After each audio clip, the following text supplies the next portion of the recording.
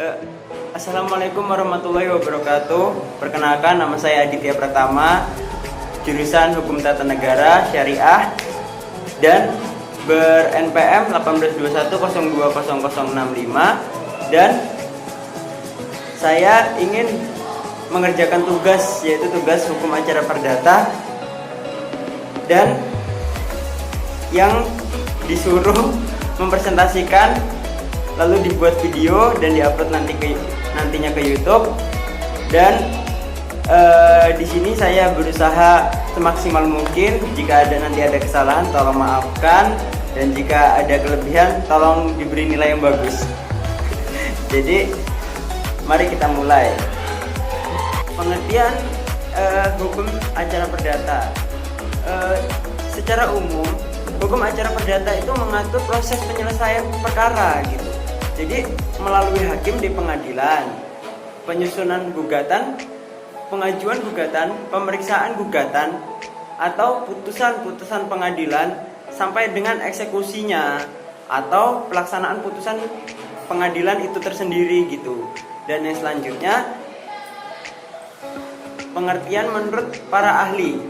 Jadi pengertian menurut para ahli ini menurut Sudikno Martokusumo, jadi mendefinisikan itu acara perdata sebagai peraturan yang mengatur bagaimana caranya menjamin ditaatinya hukum gitu loh. Jadi perdata materi dengan perantaranya hakim, itu menurut Sudikno Martokusumo 1993. Baik, jadi yang selanjutnya adalah pedoman utama pengertian sumber hak atau hukum acara perdata. Hukum acara perdata Indonesia sampai kini masih tetap berpedoman sebagai pedoman utama pada hukum acara perdata kolonial. Dan yang selanjutnya, sumber hukum acara perdata adalah tempat di mana dapat ditemukannya ketentuan-ketentuan hukum acara perdata.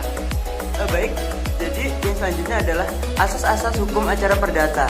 Jadi yang dimaksud itu adalah menunggu itu, hakim bersifat menunggu, artinya itu inisiatif pengajuan gugatan yang berasal dari penggugat hakim atau pengadilan. Hanya menunggu diajukan tuntutan hak oleh penggugat. Jadi menunggu penggugatnya itu benar-benar menginginkan haknya gitu. Dan yang kedua, hakim bersifat pasif. Hakim yang dimaksud hakim bersifat pasif itu adalah menurut Sudikno Martokusumo itu hakim di dalam memeriksa perkara perdata bersikap pasif. Dalam arti kita bahwa ruang lingkup atau luas pokok sengketa yang diajukan untuk diperiksa pada asasnya ditentukan oleh para pihak yang berperkara dan bukan oleh hakim. Sudikno Martokusumo tahun 1993. Dan yang ketiga ada lagi persidangan terbuka untuk umum. Itu yang dimaksud adalah persidangan secara formal. Asas ini membuka kesempatan untuk sosial kontrol, untuk menjamin peradilan yang tidak memihak, adil, objektif, berproses sesuai dengan peraturan perundang-undangan yang berlaku. Nah, terus ada lagi yang keempat, audi alteram partem gitu. Kalau maaf kalau jika ada kesalahan sedikit. Jadi asas ini tercermin dalam pasal 4 ayat 1 Undang-Undang Nomor 48 tahun 2009, pasal 145 dan 157, RBG pasal 121 dan 132 HIR. Pengadilan harus memperlakukan kedua belah pihak sama, memberi kesempatan yang sama kepada para pihak untuk memberi pendapatnya dan tidak memihak gitu. Dan yang selanjutnya adalah yang kelima, putusan harus disertai alasan. Alasan tersebut dimaksud sebagai pertanggungjawaban hakim dari putusannya terhadap masyarakat gitu.